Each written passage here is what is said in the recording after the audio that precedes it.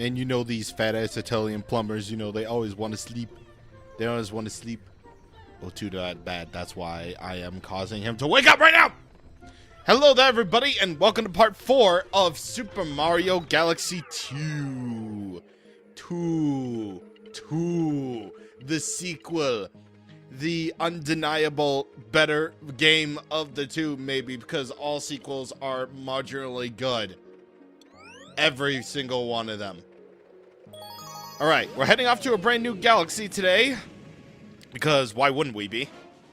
And this one is going to be very interesting. Fluffy Bluff Galaxy and the search for Berget Captain.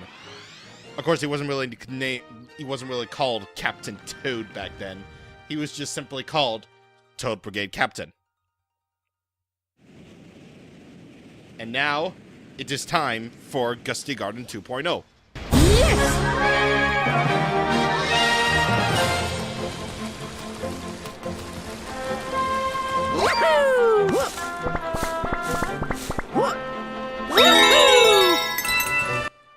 And of course, me getting all the coins is obviously ruining the song because, well, why wouldn't it? Either way, this is Fluffy Bluff Galaxy. And if you couldn't tell by the name, of course, you're gonna have to deal with all sorts of clouds and stuff. Yeah, all sorts of clouds and stuff. I can word my words very good. And why do I say clouds? Because this is probably my favorite Mario power-up ever of all time. Cloud Mario. Shake the Wiimote to create 3 cloud platforms out of thin air.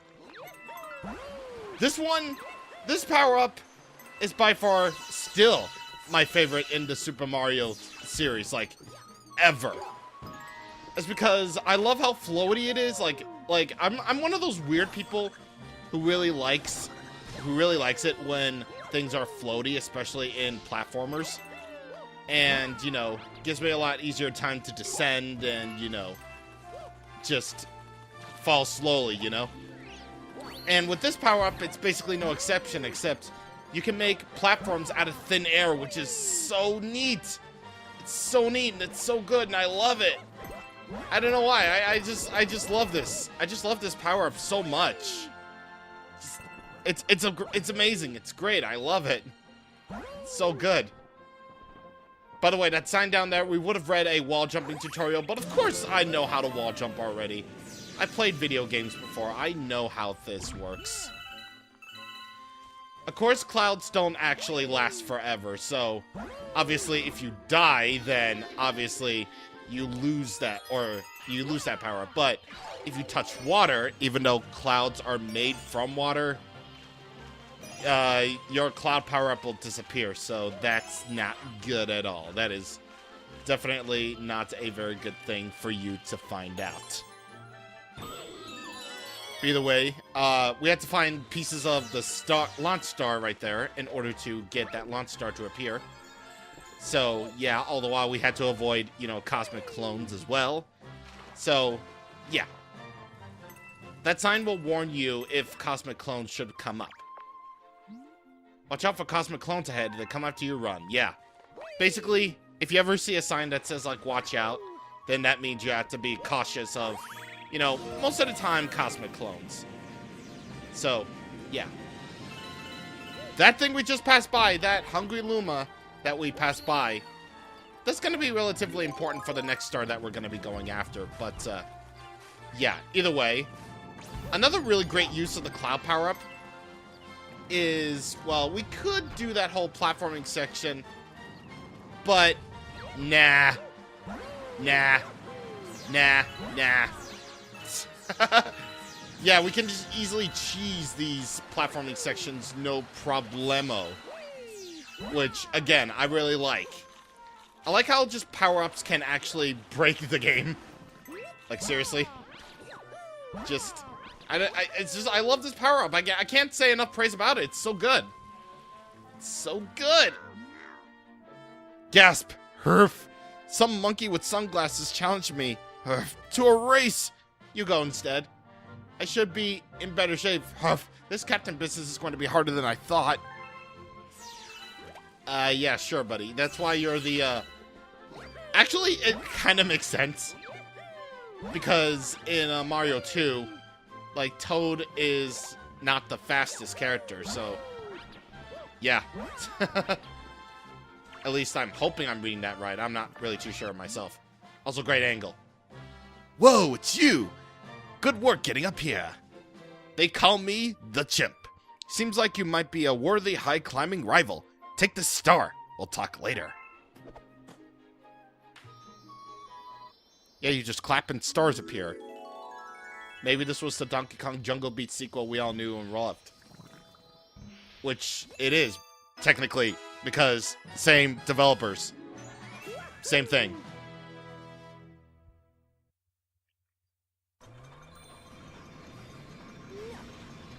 And of course, if you get a new power-up, this angle happens again. I love talking about angles for whatever reason this time around. I have no idea why. And wow, 300 coins exactly. Jesus. Alright, so now we can advance. We could technically go on to the boss level already, but we're not doing that. Look at that. I see you brought back some kind of floaty souvenir. It's a cloud flower.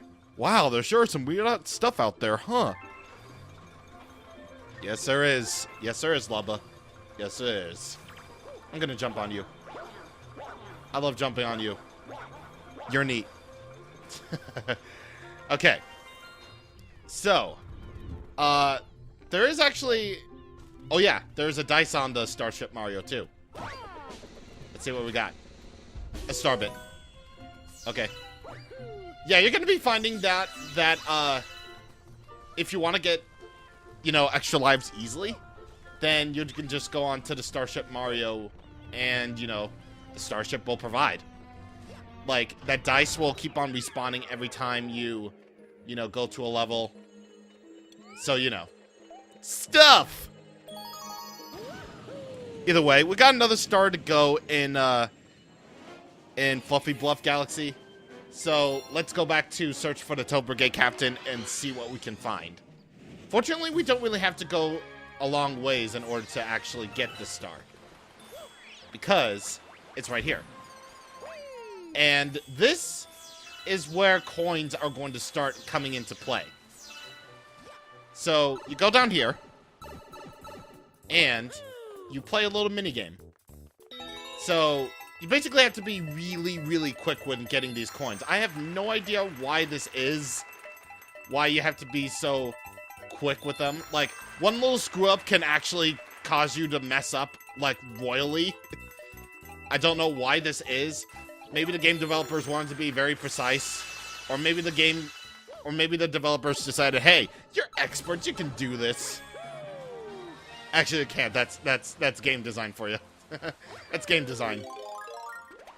Either way, let's get our cloud flower again.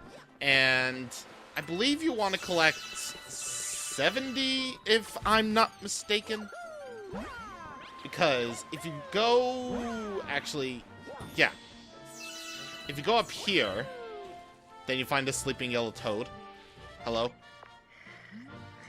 Captain, ZZZ. Disappeared, ZZZ. Coins! Coins! Snark. That is what he's actually saying, by the way. He is saying Z as he sleeps. He's like that ghost from the Undertales. But either way, get all these coins right here. And you'll find a Hungry Luma. But this is not the typical Hungry Luma that you're used to. For this Hungry Luma desires coins.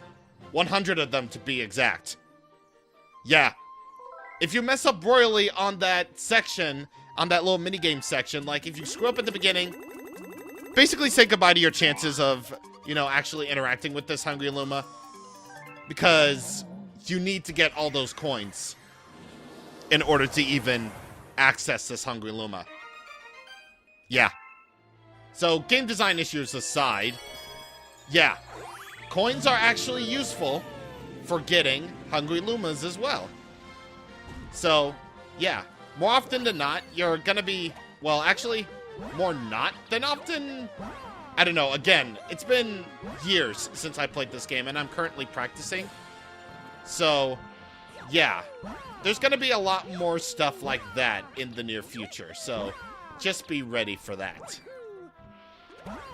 Either way, platforming, what is that?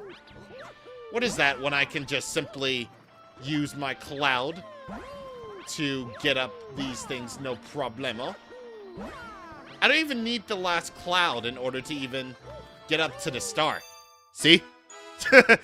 That's why I love the cloud power. It's so cheesy. In terms of cheesing levels, it's so good. It's too good, man. I'm sorry, I'm just gushing about the cloud flower at this point. I'm just gushing. And I am not sorry. This game is just too good, man. It just introduced a whole lot of new things that just clicked with me. I really like it. I really like this game. Like, a lot. Okay, yeah, so every time you enter a level and, you know, do the level, this dice will respawn. So, fortunately, you'll have another opportunity to get either a star bit or, you know, an extra life. So, yeah, very good. We haven't talked to any Illumas. What do you have to say? Even heroes need a hand sometimes. If you have one more Wiimote, a friend can join you in coin operative mode. Jesus Christ. What does this sign say? While sliding down a wall, press A to wall jump. See how high you can get with this very technique. Yes, very much so. In fact, I did wall jump. I did indeed wall jump. A whole lot. So, yeah. Either way, according to our star list, we've basically done everything that we can do for World 1 at this point. Just keep in mind, we haven't gotten every star yet. The game will let you know whenever you do have enough of those, you know, stars to get a little crown next to the galaxy saying that, hey, you 100%ed this galaxy. But for now, at this point, when trying to complete this game, you should have 11 stars. And you only need 7 in order to get to the boss level, so let's do it!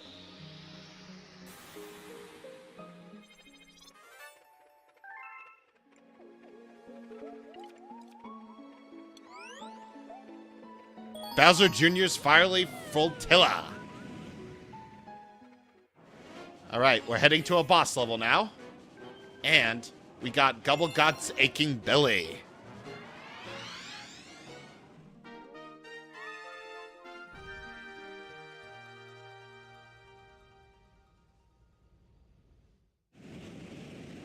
Alright, so just like before with Super Mario Galaxy, you're gonna be fighting not only Bowser, but Bowser Jr. too.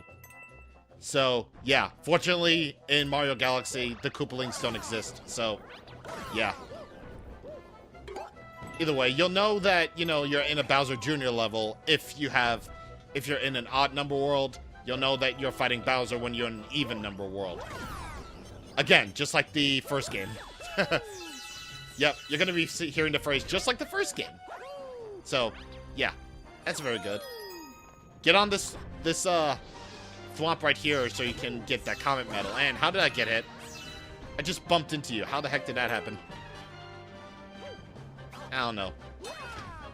But what I do know is the fact that this song that you're hearing right now was actually used in another Nintendo game. Super Smash Bros. For Nintendo 3DS and Wii U actually used this theme that we're hearing right now as, you know, as the theme for Bowser Jr.'s reveal trailer. You know, the part where they showed off all the Koopalings as alternate, you know, costumes? Yeah. That's very good. Little piece of Nintendo history. Also, it's because I'm contractually obligated by law to say, hey, this thing was in Super Smash Brothers. So, yeah. Which, speaking of which, I am burning. Speaking of which, yeah, Starship Mario also appears in the Super Smash Brothers as a background element in the Mario Galaxy stage in the Wii U version. So, yeah. Just thought you ought to know. god, if I do a freaking Mario Galaxy and Super Smash Bros. Video, I would be amazed. Which, knowing me, I'll probably will. Maybe. Possibly. Yeah. That's really all I have to say, but, yeah, you saw what we did in the level. You got a life shroom right there because the boss, according to the light, I can't even look, is right over there after this launch star. So let's do it!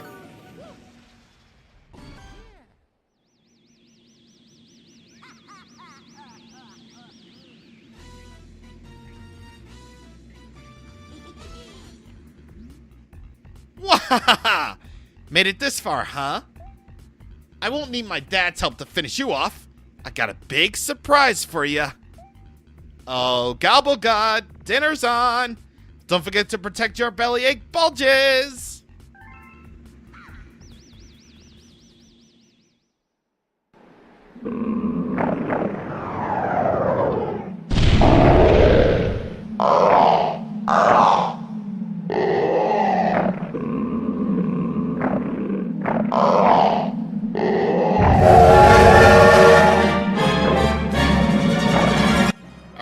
First big boss fight, Gobblegut.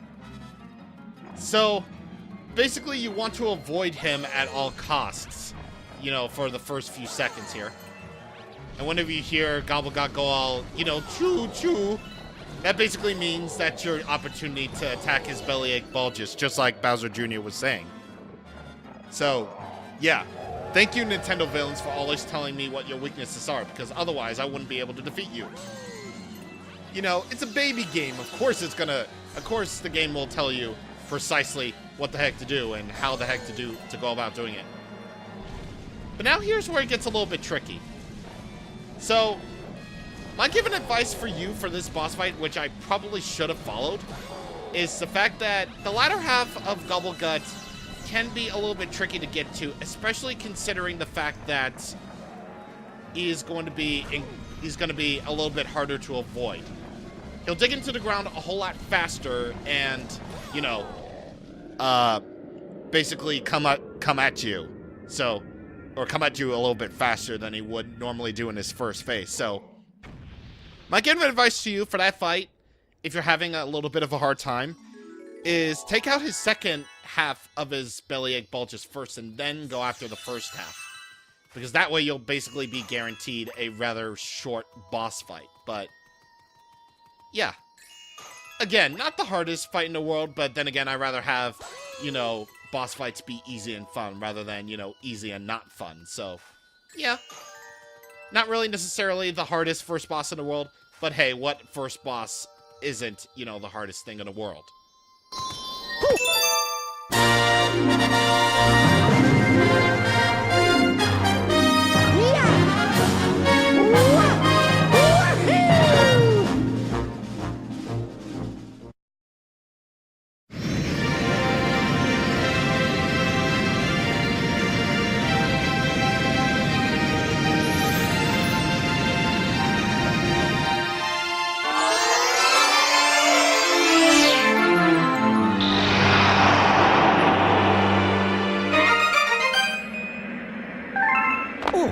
What?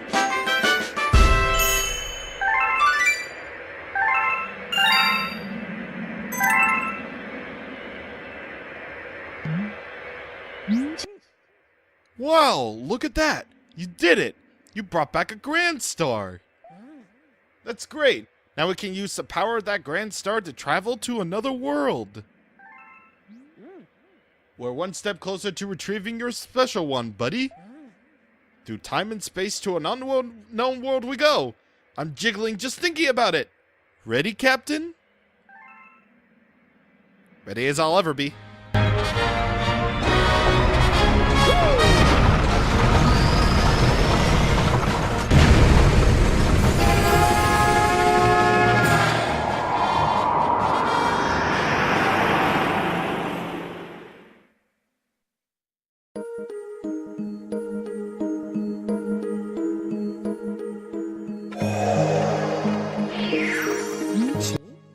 Wow, take a look at that. We found an entirely new world. Looks like there should be plenty of power stars here. Go ahead. We're all counting on you, Captain.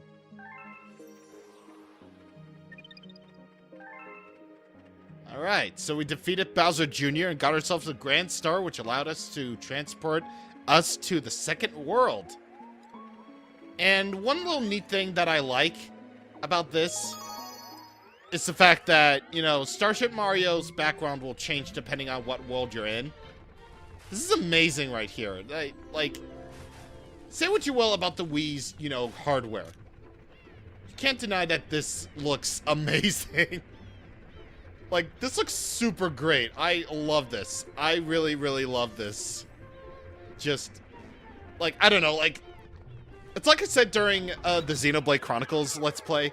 Space has always been such a great fascination with me.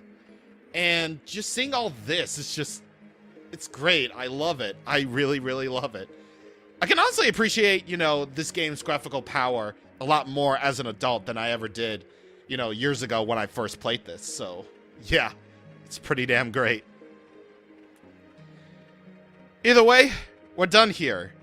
Next time on Super Mario Galaxy 2, we're going to start off World 2 by going to this galaxy. See you guys on the next time. Thank you for watching, and goodbye.